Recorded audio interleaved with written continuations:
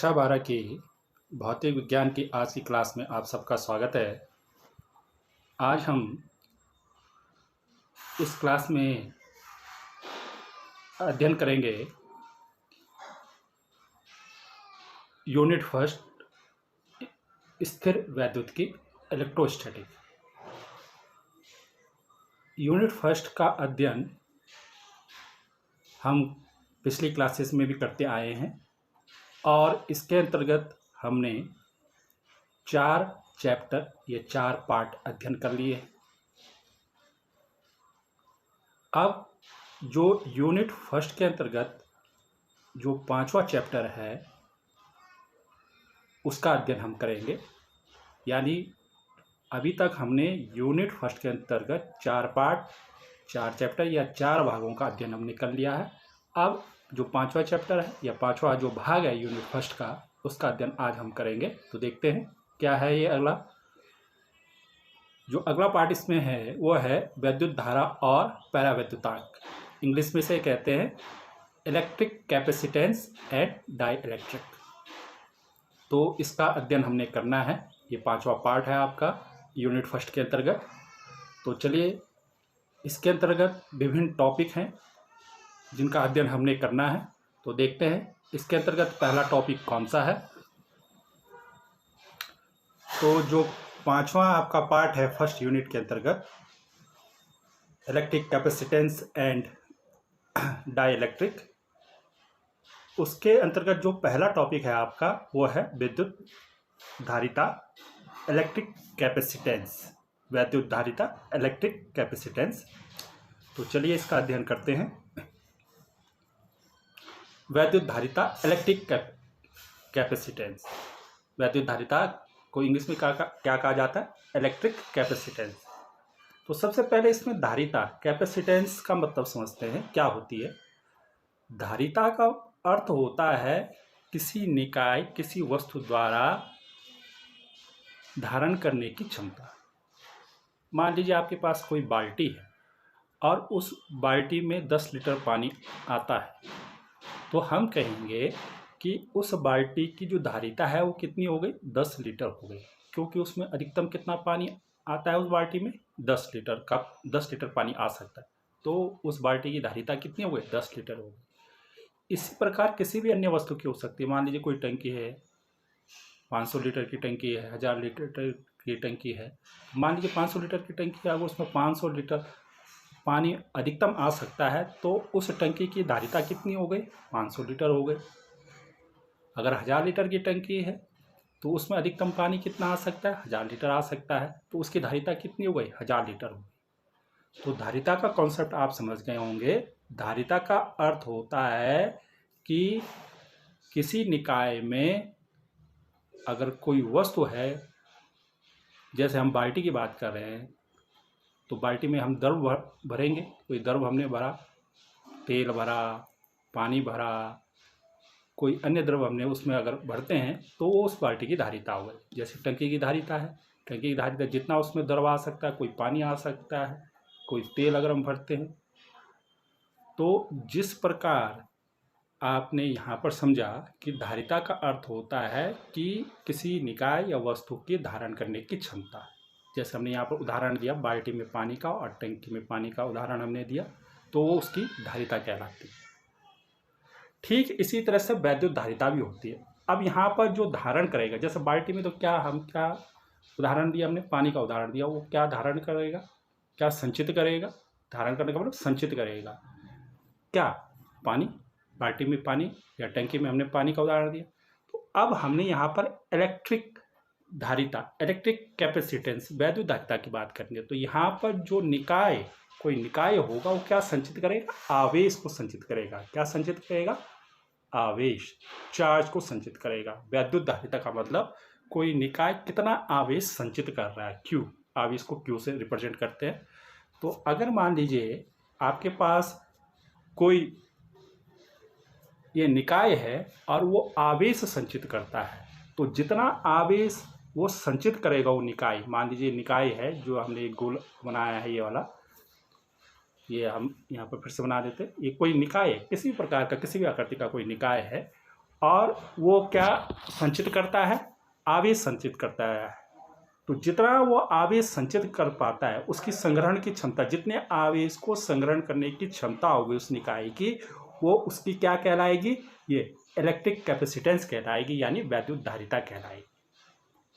तो वैद्युत धारिता को हम क्या रिप्रेजेंट कर सकते हैं, क्या इसकी डेफिनेशन हम दे सकते हैं कि किसी निकाय, कोई निकाय है या कोई चालक है, यहाँ पर हम चालक कहेंगे, अब क्या कहेंगे हम, चालक, ठीक है, क्योंकि जो आवेश दिया जाएगा यहाँ पर किसको दिया जाएगा, चालक। तो हम यहाँ पर कहेंगे कि किसी चालक के आवेश को संग्रहित करने की जो क्षमता होती है वो उस चालक की वैद्युत धारिता कहलाती है, ठीक है।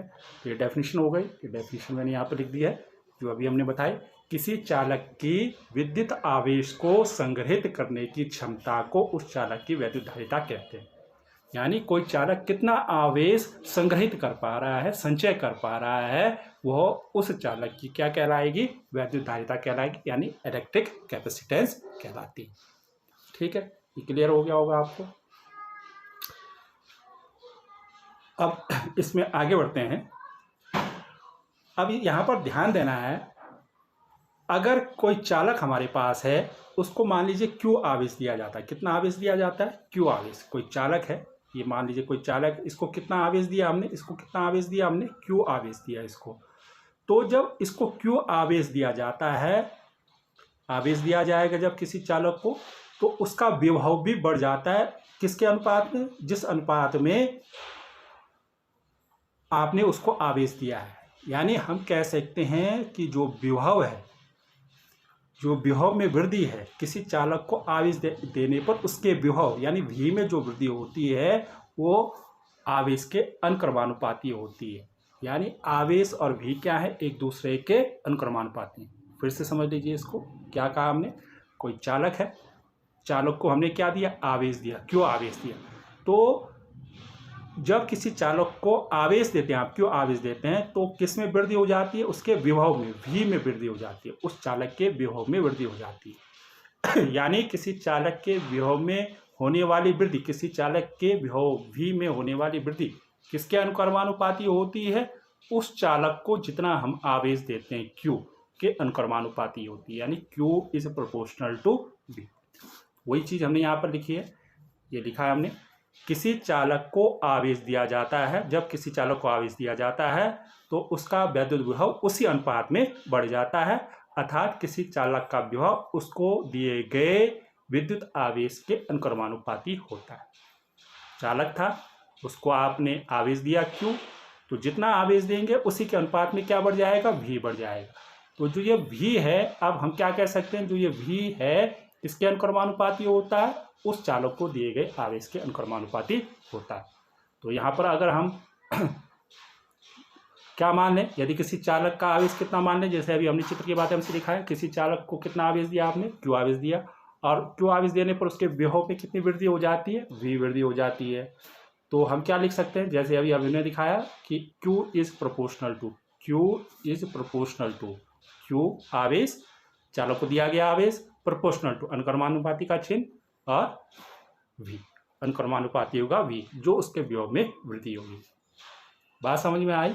जो स्टेटमेंट हमने ये दिया, अगर कोई चालक है आपके पास, तो चालक को अगर आप आवेश Q दे रहे हैं तो उसके कारण उसके विभव में वृद्धि हो जाती है। तो हम कह सकते हैं कि किसी चालक के विभव में होने वाली वृद्धि उसको दिए गए आवेश, जो आवेश Q दिया गया है उसके अनुक्रमानुपाती होता है। यानी Q is proportional to V, यानी Q अनुक्रमानुपाती है V के। अब आपको मालूम है, जब भी कोई अनुक्रमानुपाती का चिन्ह होता है उसको हटाने के लिए एक कांस्टेंट लेना पड़ता है, और वहाँ पर क्या आ जाता है, फिर एक बराबर का चिन्ह आ जाता है, और एक नियतांक आप ले लेते हैं। तो यहाँ पर हम एक नियतांक ले लेंगे, ये हो गया Q बराबर, यहाँ पर Q बराबर, और ये नियतांक ले लिया हमने C, यहाँ पर C नियतांक CV हो गया।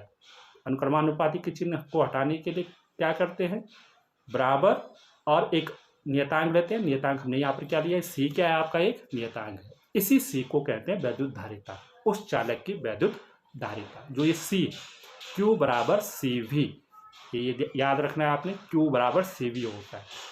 Q क्या है, किसी चालक को दिया गया आवेश, Q किसी चालक को दिया गया आवेश है, उस आवेश के कारण उस किसी चालक को कितना आवेश दिया Q, और इस Q आवेश के कारण उस चालक के विभव में कितनी वृद्धि हुई V। तो जो ये C आया अब यहाँ पर, ये C क्या है, उस चालक की वैद्युत धारिता कहलाती है। ये C एक नियतांक है और इसी नियतांक को, इस C नियतांक को क्या कहते हैं, विद्युत धारिता कहते हैं। ठीक है, तो यहाँ पर हम Q बराबर CV को कैसे लिख सकते हैं, इसको ऐसा लिखा जा सकता है, ये V यहाँ बटे में आ जाएगा, यहाँ से ये Q बराबर CV था, तो हम इसको ऐसा लिख सकते हैं Q बटा V बराबर C लिख सकते हैं।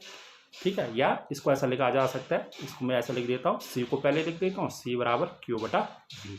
तो यही हमने यहाँ पर लिखा, C बराबर Q बटा V। Q बराबर CV को हम ऐसा लिख सकते हैं, ये V बटे में आ जाए, Q बटा V बराबर C, तो C बराबर Q बटा V। क्लियर है। तो ये है किसी चालक की वैद्युत धारिता C बराबर होता है Q बटा V, या आप इसको याद रखिए Q बराबर CV या C बराबर Q बटा V। अब मैं इसी को आगे लिख देता हूँ, जो लास्ट एक्सप्रेशन लिखा है C बराबर Q बटा V, इसको आगे लिख देते हैं यहाँ पर।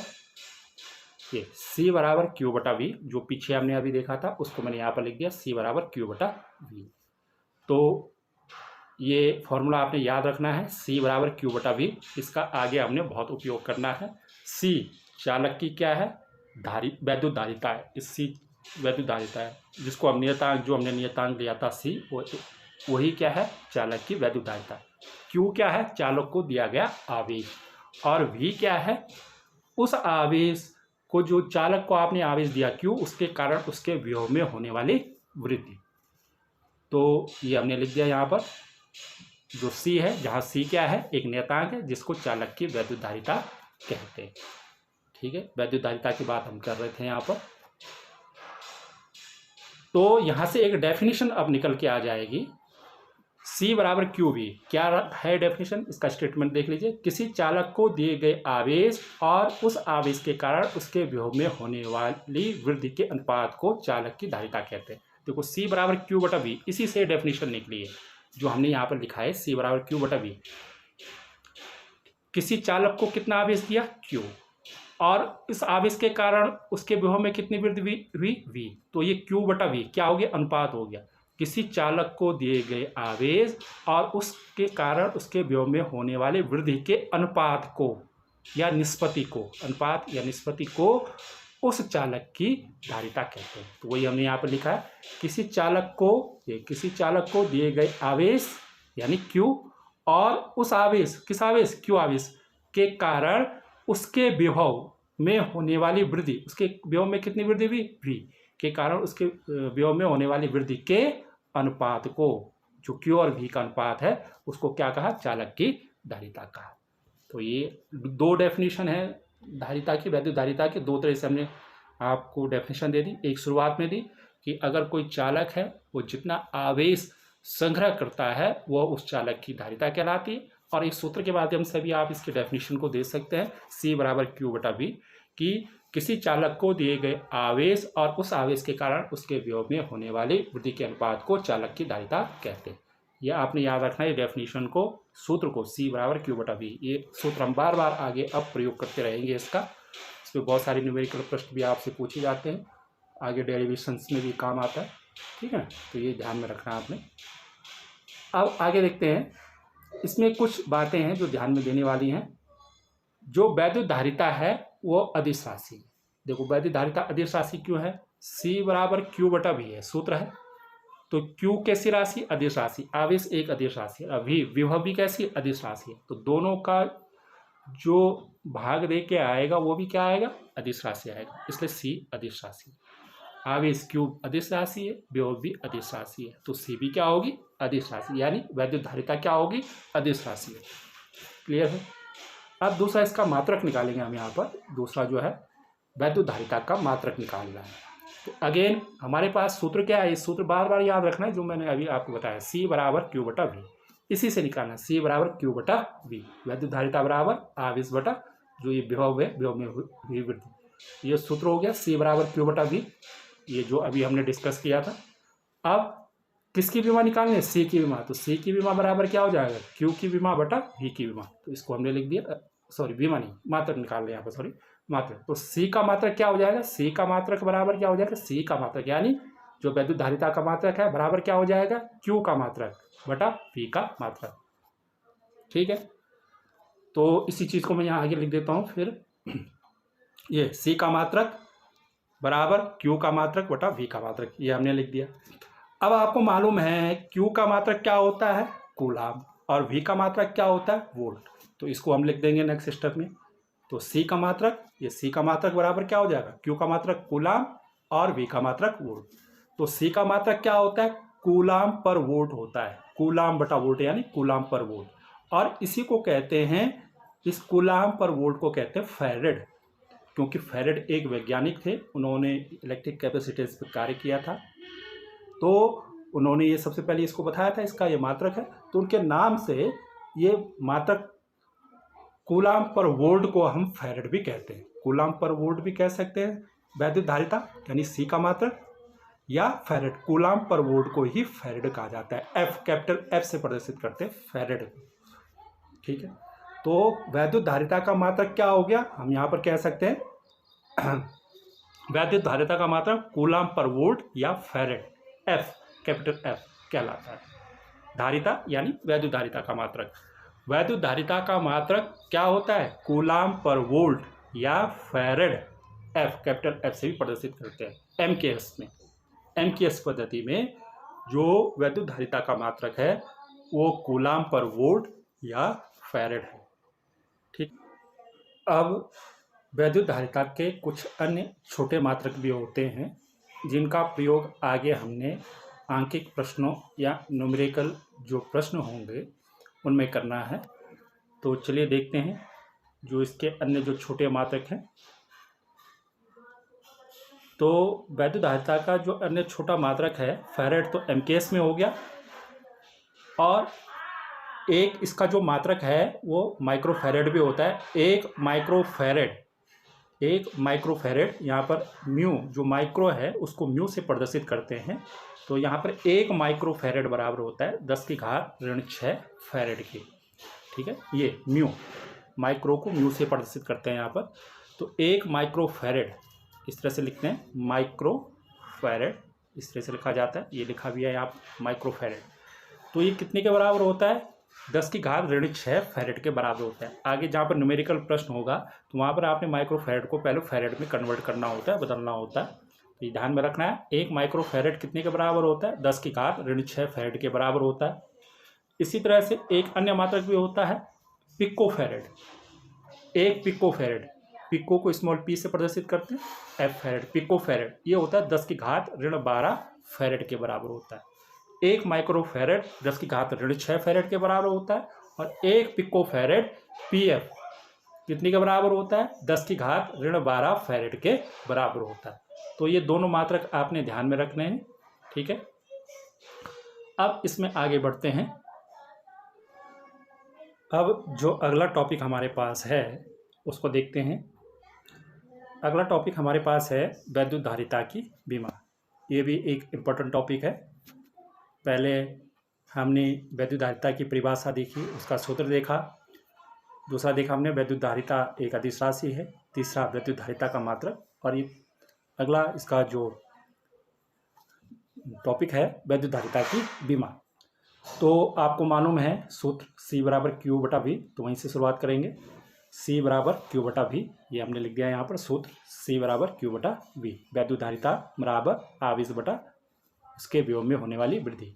तो हमने क्या निकालनी है? विमा। तो हम लिख देंगे यहाँ पर C की विमा बराबर Q की विमा बटा V की विमा। ठीक है, जो इस सूत्र था विमा जोड़ दी है उसके आगे, सबकी विमा हमने निकालनी है। ठीक है, C की विमा बराबर क्या हो जाएगा? Q की विमा बटा V की विमा।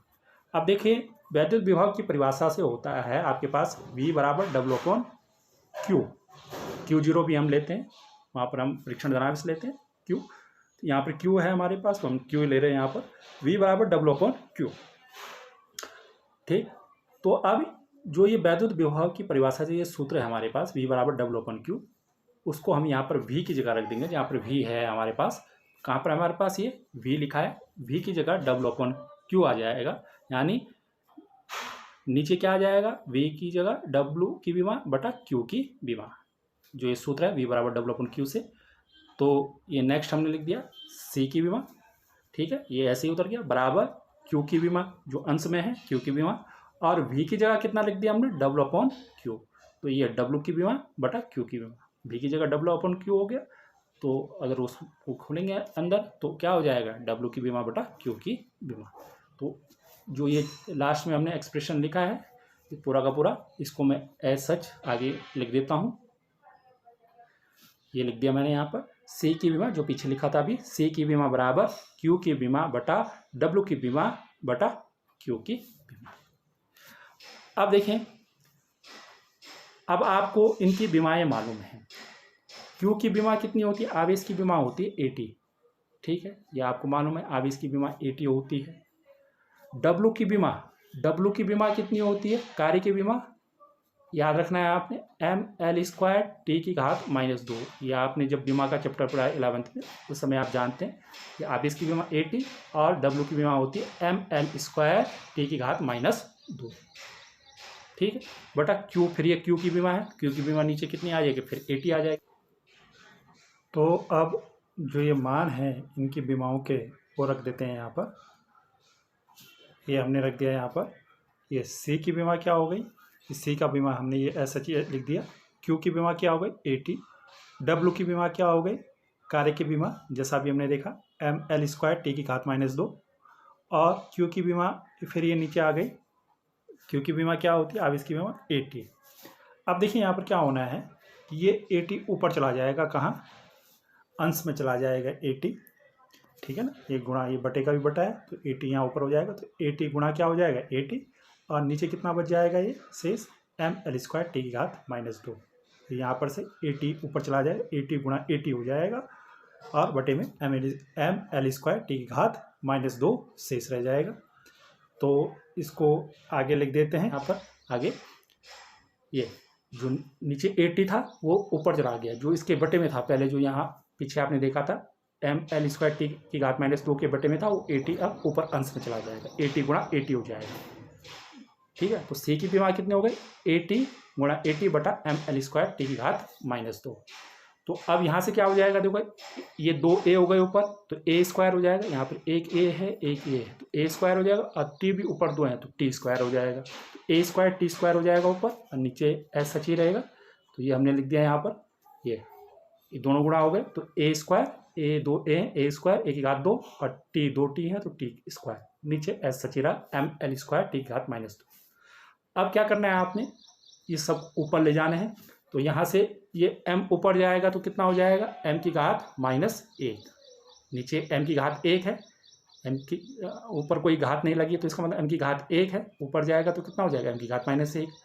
अब देखो ये l की घात 2 है, नीचे l की घात 2 ऊपर जाएगा अंश में जाएगा तो l की घात कितना हो जाएगा -2, नीचे प्लस है तो ऊपर जाके माइनस हो जाएगा। अब देखो ये t की घात 2 है, ये t की घात अगर 2 नीचे माइनस है तो ऊपर जाके क्या हो जाएगा t की घात 2, भाई ये ऐसा है ना, यहाँ पर t² बटा t की घात -2 है, तो ये t की घात -2 ऊपर जाएगा तो ऐसा हो जाएगा t² इंटू t² हो जाएगा, ये t की घात जब 2 ऊपर जाएगा तो t की घात 2 कितनी हो जाएगी, जब ये ऊपर गया तो t की घात 4 हो गया। तो हम यहाँ पर लिख सकते हैं, ये हम लिख देता हूँ मैं फिर से, m को लिख दिया मैंने m की घात -1, l को लिख दिया l की घात -2 जो ऊपर जाएगा, t की घात -2 ऊपर जाएगा, और t की घात 2 पहले ऊपर है तो t की घात 4, और ये हो जाएगा a²। तो ये फाइनल आपकी विमा आ जाएगी, तो इसको हम यहाँ पर लिख देंगे, ये आ गया, ये m ऊपर चला गया तो m की घात -1, l² नीचे प्लस का था ऊपर जाके अंश में l की घात -2 हो गया, t की घात -2 नीचे था ऊपर गया तो t की घात 2 पहले से ऊपर है, t की घात 4 हो गए गुणा होके, और a² ये शेष बचा a²। तो ये आपकी सी की बीमा आ गई है, ये आपको निकालनी आनी चाहिए। सी की बीमा वैद्युत धारिता की बीमा पूछी जाती है परीक्षा में, इम्पोर्टेंट है। तो वैद्युत धारिता की परिभाषा, वैद्युत धारिता का सूत्र, ठीक है, वैद्युत धारिता का मात्रक और वैद्युत धारिता की बीमा, ये परीक्षा की दृष्टि से भी इम्पोर्टेंट है और आगे भी इनका हमने प्रयोग करना है, ठीक है। अब आगे बढ़ते हैं इसमें। अब इसमें अगला टॉपिक देखते हैं। वैद्युत धारिता का अगला टॉपिक क्या है? वैद्युत धारिता को प्रभावित करने वाले कारक। इलेक्ट्रिक कैपेसिटेंस, यानी किसी चालक का जो इलेक्ट्रिक कैपेसिटेंस है, वैद्युत धारिता, उसको कौन कौन से कारक प्रभावित करते हैं, किन किन कारकों का उस पर प्रभाव पड़ता है, उसको हम देखते हैं। तो पहला देखिए, पहला कारक कौन सा है? चालक का आकार। कि चालक के आकार का वैद्युत धारिता पर क्या प्रभाव पड़ेगा, तो देखते हैं इसमें। देखिए, चालक का आकार अगर बढ़ता है, चालक का आकार अगर बढ़ेगा तो उसका विभव कम हो जाता है। ठीक है, चालक का अगर आकार बढ़ेगा तो विभव क्या होता है? कम होता है। बड़े आकार का अगर हम चालक लेते हैं तो उसका विभव क्या हो जाता है? कम होता है। अब हम जानते हैं C बराबर Q बटा क्या होता है? V। यानी C और V में कैसा संबंध है? व्युत्क्रमानुपाती का संबंध। तो कहने का मतलब अगर V कम होगा तो C का मान क्या होगा? बढ़ेगा। तो बड़े आकार का चालक हम लेंगे तो उसका विभव कम होता है, उसका विभव कम होता है तो उसकी धारिता बढ़ जाती है। तो कहने का मतलब ये है कि बड़े आकार का अगर आप चालक लेंगे तो उसकी वैद्युत धारिता भी बढ़ जाएगी। जितने बड़े आकार का आप चालक लेंगे उतनी उसकी धारिता अधिक होगी। ठीक है, तो यहाँ पर हमने ये लिख दिया है कि चालक का आकार बढ़ने पर उसका विभव घट जाता है, कम हो जाता है और धारिता बढ़ जाती है। ठीक, बड़े आकार का चालक लेंगे तो उसकी धारिता भी ज़्यादा होगी। अब अगला इसका पॉइंट देखते हैं। अगला पॉइंट क्या है? आवेशित चालक के समीप चालक की उपस्थिति। तो याद रखिए, अगर आपके पास कोई चालक है, मान लीजिए कोई आवेशित चालक है और उसके समीप कोई दूसरा आप चालक लाते हैं, उसके नज़दीक आपने एक दूसरा चालक लाया है, तो क्या होगा? विद्युत प्रेरण की घटना से ये आवेश का ट्रांसफॉर्मेशन हो जाएगा, ये दूसरे वाले चालक पर भी चला जाएगा कुछ आवेश, और इससे क्या होगा? जो ये पहला वाला चालक है इसका विभव घट जाएगा, कम हो जाएगा। अगेन C बराबर क्या होता है? Q बटा V। जब विभव घट गया, V कम हो गया चालक का, जो पहला वाला चालक, तो उसकी धारिता बढ़ जाएगी। तो कहने का अर्थ यह है कि किसी आवेशित चालक के समीप किसी दूसरे चालक को अगर आप लाते हैं तो उसका विभव, उस पहले वाले चालक का विभव क्या हो जाता है? कम हो जाता है, फलस्वरूप उसकी धारिता बढ़ जाती है। यानी आवेशित चालक के समीप किसी दूसरे चालक को लाने पर उस आवेशित चालक, यानी जो पहला वाला चालक है, उसकी धारिता बढ़ जाती है। ये हमने लिख दिया है यहाँ पर। आवेशित चालक के समीप किसी अन्य चालक की उपस्थिति से उसका विभव घट जाता है, अर्थात धारिता बढ़ जाती है। तो उसकी धारिता क्या हो जाएगी? बढ़ जाएगी। अगला, चालक के चारों ओर का माध्यम। अब चालक के चारों ओर का माध्यम कैसा है उस पर भी वैद्युत धारिता निर्भर करती है। अगर चालक को वायु और निर्वात के स्थान पर, चालक के ओर पहले मान लीजिए वायु और निर्वात है, कोई चालक है उसके चारों ओर वायु और निर्वात है। अब मान लीजिए उसके चारों ओर आपने एक K परावैद्युतांक वाला माध्यम रख दिया है, K परावैद्युतांक वाला माध्यम रख दिया है वायु और निर्वात के स्थान पर, उसको K परावैद्युतांक वाले माध्यम में रख दिया। तो उससे क्या हो? अगेन उस चालक का विभव घट जाएगा। विभव घट जाएगा तो C बराबर Q बटा V से V का मान कम होगा तो C का मान क्या हो जाएगा? बढ़ जाएगा, यानी चालक की धारिता बढ़ जाती है। तो कहने का अर्थ ये है कि अगर चालक को वायु और निर्वात के स्थान पर आप अगर किसी अन्य माध्यम में रखते हैं, किसी K परावैद्युतांक वाले माध्यम में रखते हैं, यानी कुचालक माध्यम में रखते हैं आप, तो क्या होता है? चालक की धारिता बढ़ जाती है। ठीक है, तो आपने 3 ये कारक हैं इसके कि अगर किसी चालक का आकार बढ़ता है तो उसकी धारिता बढ़ जाती है। किसी आवेशित चालक है कोई और उसके नज़दीक कोई दूसरा चालक आप लाते हैं तो फिर उस समय भी धारिता बढ़ जाती है। और चालक को आप वायु या निर्वात के स्थान के बदले किसी K परावैद्युतांक वाले माध्यम में रख देते हैं तो अगेन चालक की धारिता बढ़ जाती है। ठीक है, तो ये कारक हैं जिनका चालक की वैद्युत धारिता पर प्रभाव पड़ता है। ठीक है, अब इसमें नेक्स्ट टॉपिक देखते हैं, विलगित या पृथक्कृत गोलीय चालक की धारिता। ठीक है, विलगित आइसोलेटेड या पृथक्कृत जिसको कहते हैं, विलगित या पृथक्कृत आइसोलेटेड कोई गोलीय चालक है, उसकी धारिता आपने यहाँ पर ज्ञात करनी है, उसकी धारिता निकालनी है। तो यहाँ पर उसकी धारिता निकालते हैं। तो इसके लिए एक चित्र बना लेते हैं पहले। एक गोला लेते हैं, गोले का अर्थ आप समझते हैं, एक फुटबॉल की आकृति, एक गेंद की आकृति। यहाँ पर हम एक जैसे 2 डायमेंशनल में एक वृत्त के आकार का ही बनाएंगे, उसको सर्किल के टाइप का बनाएंगे, परंतु आप उसकी आकृति को क्या समझेंगे, एक फुटबॉल की आकृति, एक गोले की आकृति है। तो ये हमने एक गोला लिया है, ठीक है, एक फुटबॉल की आकृति का है। इसका एक केंद्र है, मान लीजिए ये जहाँ पर ये रेड आकार का है, इसका केंद्र O है, इसका केंद्र हमने O मान लिया। और इसकी जो त्रिज्या है वो कितनी है, इस गोले की त्रिज्या R है। क्या था आपके पास, ये आपके पास एक क्या है, गोला है, ये आप देख रहे हैं यहाँ पर, इसका केंद्र O है यहाँ पर, और इसकी त्रिज्या कितनी है, R है, केंद्र से परिधि तक की दूरी। इस विलगित या पृथकृत गोली चालक पर धनावेश है, पूरे इसके पृष्ठ पर, इसके पृष्ठ पर कैसा है, धनावेश है। कोई भी चालक है जो आवेश होता है उसके पृष्ठ पर वितरित होता है। तो मान लीजिए चालक है, इस पर धनावेश है, तो पूरा आवेश कहाँ होगा, इसके पूरे पृष्ठ पर, या पूरा जो ये पृष्ठ है, चारों ओर का जो पृष्ठ है, इस पर क्या होगा, वितरित होगा। तो ये आवेश इस प्रकार से, ये धनावेश आप देख रहे हैं इसको आवेश दिया इस गोले चालक को, तो इसके ये पृष्ठ पर इस प्रकार से ये आवेशित है, पूरा चालक धनावेशित है। और कितना आवेश है इस पर, ये Q आवेश है, ये Q आवेश आप देख रहे हैं, पूरे चालक पर Q आवेश है। और कहाँ है ये पूरा आवेश, इस चालक के पृष्ठ पर है, इस चालक के पृष्ठ पर वितरित है।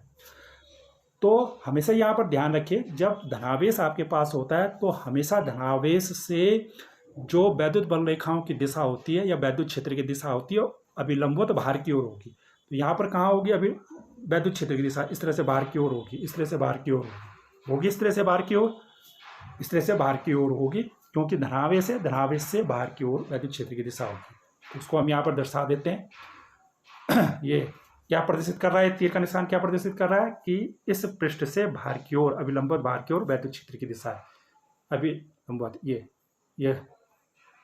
ये सारे तीर के निशान क्या दिखा रहे हैं आपको कि यहाँ पर जो वैद्युत क्षेत्र की दिशा है वो अभिलंबवत बाहर की ओर है, ये धनावेश से बाहर की ओर। ये क्या बता रहा है कि जो धनावेश, इसके पृष्ठ पर जो धनावेश है वहाँ से वैद्युत क्षेत्र की दिशा बाहर की ओर है। ये सारे वैद्युत बल रेखाओं की दिशा बाहर की ओर है, वैद्युत क्षेत्र की दिशा बाहर की ओर है। अब आप यहाँ पर देखें,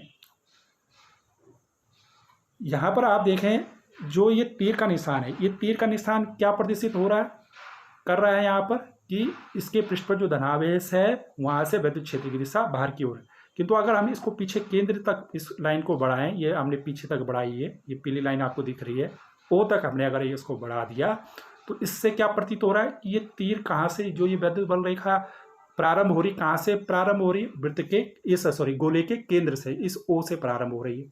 ऐसे इस नीचे वाले तीर का देखें तो ये कहाँ से प्रारंभ हो रहा है, इसको पीछे तक हमने केंद्र तक बढ़ाया, तो ये क्या प्रतीत हो रहा है कि इस केंद्र से प्रारंभ हो रहा है ये तीर का निशान। यानी ये जो वैद्युत क्षेत्र की दिशा यहाँ पर प्रदर्शित हो रही है, वैद्युत बल रेखा कहाँ से स्टार्ट हो रही है, केंद्र से हो रही है। ऐसी हम सब में देख सकते हैं, यहाँ पर जितने भी है ऐसे इसमें भी देख सकते हैं, ये कहाँ से प्रारंभ हुए, केंद्र से। ऐसे अगर इसको देखें तो ये कैसा प्रतीत हो रहा है, कहाँ से प्रारंभ हो रही, केंद्र, इस केंद्र O से। ऐसी अन्य रेखाओं को भी हम देख सकते हैं। यहाँ पर जितने भी ये तीर के निशान हैं वास्तव में तो ये कहाँ से प्रारंभ हो रहे हैं, इस गोले के पृष्ठ से। पर प्रतीत हो रहा है, जो हमने डैश डैश ये अंदर पीली लाइन दिखाई है, ऐसा प्रतीत हो रहा है कि जो ये तीर के निशान हैं ये वैद्युत बल रेखाओं की दिशा है या वैद्युत क्षेत्र की जो दिशा है कहाँ से प्रारंभ हो रही है, इस केंद्र O से, गोले के केंद्र O से प्रारंभ हो रही है। तो अब हम ये मान सकते हैं कि जो ये आवेश Q है इस गोले के केंद्र O पर स्थित है, ऐसा हम मान सकते हैं, क्योंकि हमें ये लग रहा है कि ये जो तीर के निशान है कहाँ से स्टार्ट हो रहे हैं, गोले के केंद्र से। तो हम इस पूरे आवेश को इस गोले के केंद्र पर स्थित मान सकते हैं। ठीक है, तो इसको पहले मैं लिख देता हूँ, जो चित्र हमने डायग्राम बनाया है यहाँ पर, ये हमने लिख दिया है। यहाँ पर क्या लिखा हमने, माना R त्रिज्या का ये R त्रिज्या है, R त्रिज्या का एक गोलीय चालक है, और ये कहाँ रखा हुआ है, यहाँ पर ध्यान देना, K परावर्तितांक वाले माध्यम में रखा है, Y और निर्वात में नहीं है। अभी कहाँ है, ये कहाँ रखा है हमने, कैपिटल K परावर्तितांक वाले माध्यम में रखा है, किसी माध्यम में रखा हुआ है।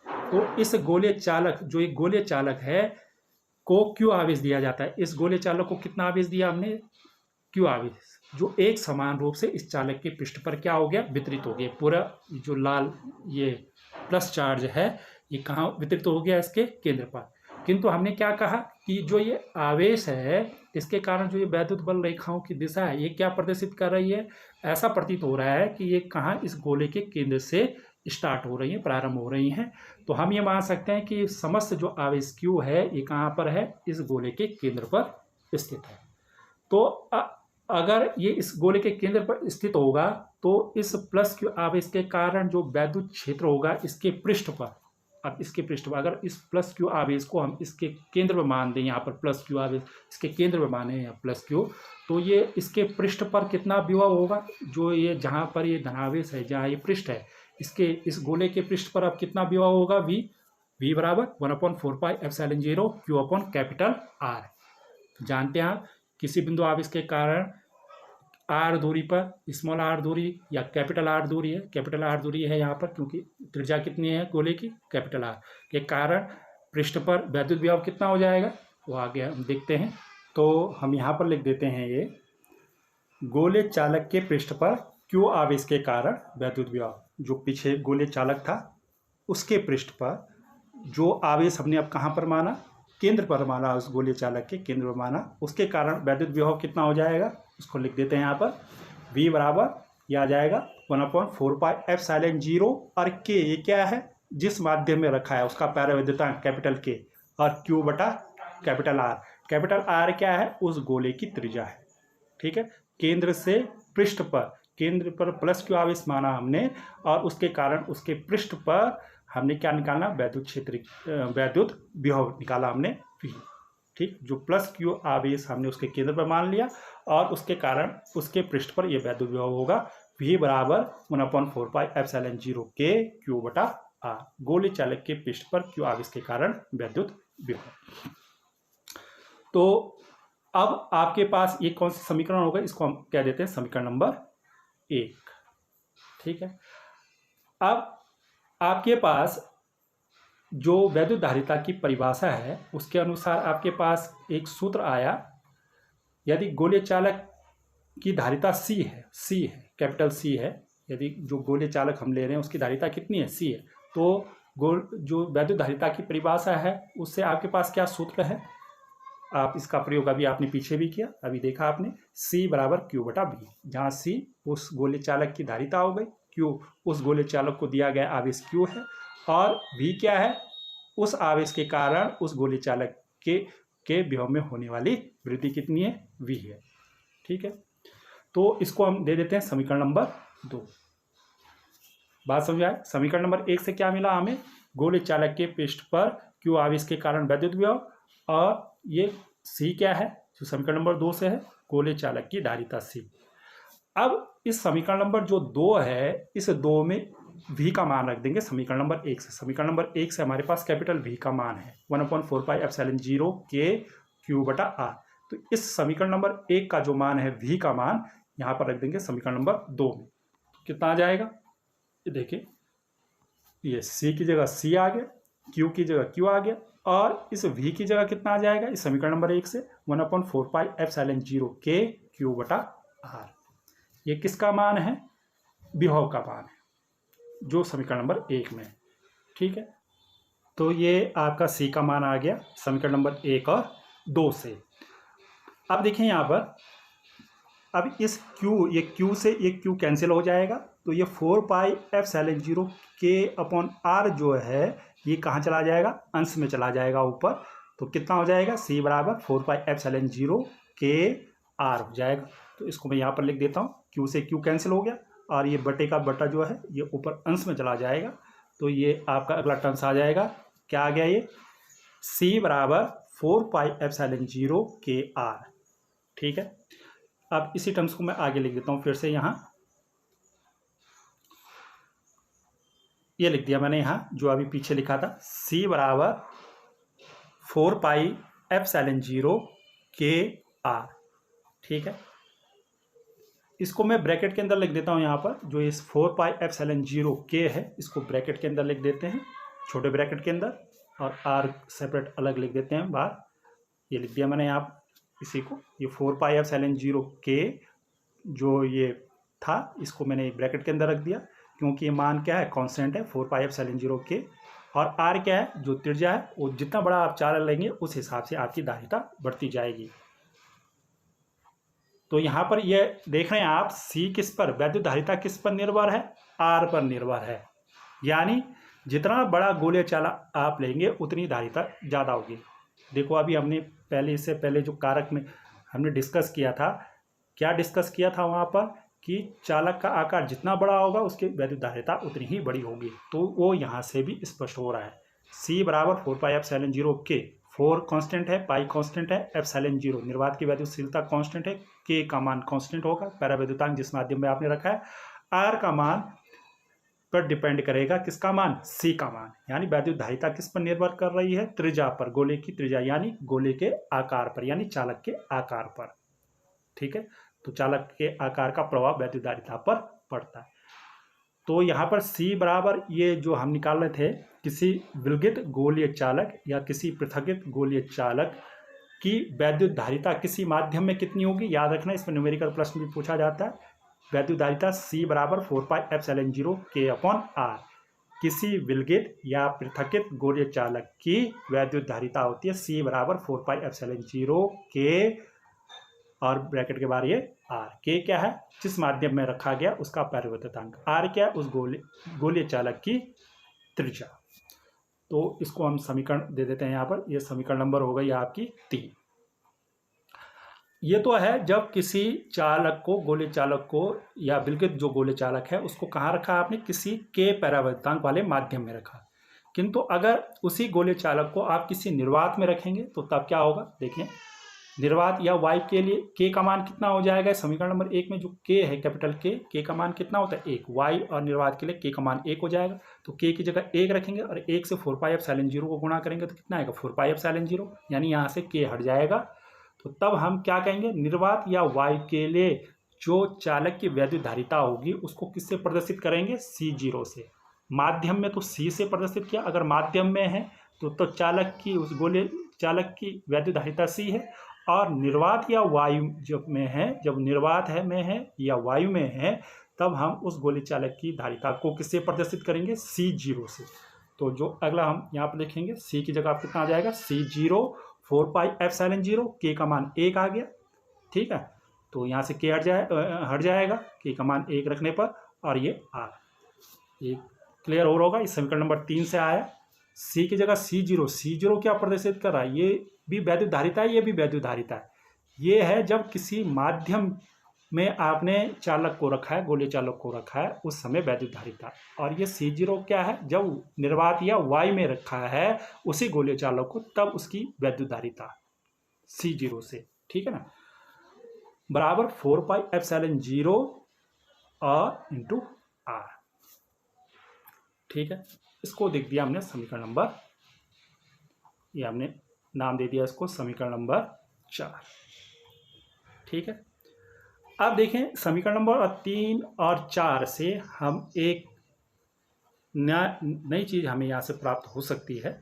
क्या प्राप्त होगी, देखो, इसको हम पहले भी वैसे डिस्कस कर चुके हैं, पर यहाँ पर जो ये वैद्युत धारिता के टर्म्स में हमें एक नई परिभाषा यहाँ से मिलेगी। तो समीकरण नंबर 3 में समीकरण नंबर 4 का भाग दे देंगे। समीकरण नंबर 3 में किसका भाग देंगे, समीकरण नंबर 4 का भाग देंगे। तो हमारे पास क्या आएगा, देखो समीकरण नंबर 3 में, ये जो समीकरण नंबर 3 है में समीकरण नंबर 4 का भाग देंगे तो क्या आ जाएगा, C/C0 बराबर कितना आएगा, 4πε0 KR/4πε0 R। ठीक है, तो इसको यहाँ पर लिख देते हैं, ये मैंने लिख दिया, भाग दे दिया, 3 में 4 का भाग दिया। ठीक है ना, इन दोनों से, समीकरण नंबर 3 और 4 से, 3 में समीकरण नंबर 4 का भाग दिया तो C/C0 आ गया, बराबर C का मान कितना है, 4πε0 KR, और ये C0 का मान रख दिया ये सामने उसके, 4πε0 R। तो यहाँ से क्या होगा, देखो 4π से 4πε0 से 4πε0 कट जाएगा और R से R कैंसिल हो जाएगा, कितना शेष बचेगा यहाँ पर, केवल K बचेगा। तो C/C0 बराबर कितना आएगा, K। तो इसको मैं लिख देता हूँ, ये C बराबर C/C0 बराबर K। C क्या है, किसी माध्यम, किसी के परावैद्युतांक वाले माध्यम में जब आपने गोले चालक को रखा है उस समय उसकी धारिता, और C0 क्या है, जब उसी चालक को आपने कहाँ रखा है, निर्वात में या वायु में रखा है, तब उस चालक की वैद्युत धारिता। तो इन दोनों का अनुपात किसके बराबर है, के। तो इसको मैं आगे लिख देता हूँ ऐसा ऐसा ही, ये C बराबर C बटा C0 बराबर के, जो पीछे हमने समीकरण नंबर 3 और 4 देखी वहाँ से हमें मिला C बटा C0 बराबर के। तो इसको हम क्या लिख देते हैं, के को पहले लिख देते हैं और C वाली टर्म्स बाद में लिख देते हैं। तो पक्षा इसको इस तरह से हमने लिख दिया, के बराबर C बटा C0। ठीक है, तो यहाँ से हमें एक नई डेफिनेशन मिल रही है परावैद्युतांक की। देखो इससे पहले हमने परावैद्युतांक की परिभाषा देखी थी कूलाम बल के टर्म्स में, पहले देखी थी हमने, ठीक है, या आपने वैद्युतशीलता के टर्म्स में देखी थी। अब यहाँ पर जो आपको परावैद्युतांक की परिभाषा मिल रही है वो चालक की वैद्युत धारिता के टर्म्स में मिल रही है। तो क्या है यहाँ पर परिभाषा, क्या होगी कि किसी माध्यम में चालक की धारिता कौन है यहाँ पर, C, तथा निर्वात या वायु में चालक की धारिता। C क्या है, किसी माध्यम में चालक की धारिता, और C0 क्या है, निर्वात या वायु में चालक की धारिता का जो अनुपात है, इन दोनों का जो अनुपात है क्या कहलाएगा, जो पहला माध्यम है जिसमें आपने रखा था गोले चालक को, तो उस पहला जो माध्यम है उस माध्यम का परावैद्युतांक के कहलाता है। ठीक है, क्या कहा हमने, किसी माध्यम में चालक की धारिता, C तथा निर्वात और वायु में चालक की धारिता C0 का अनुपात उस माध्यम का परावैद्युतांक के कहलाता है। ये धारिता के टर्म से डेफिनेशन होगी। ठीक है, तो इसको हम यहाँ पर लिख देते हैं, ये हमने लिख दिया यहाँ पर, ये डेफिनेशन हो गई, आप इसको देख सकते हैं। अतः किसी माध्यम में किसी चालक की धारिता C तथा निर्वात या वायु में उस चालक की धारिता C0 का अनुपात उस माध्यम का परावैद्युतांक के कहलाता है। तो ये वैद्युत धारिता के टर्म्स में परावैद्युतांक की परिभाषा होगी। तो इस क्लास में इतना ही। Thank you.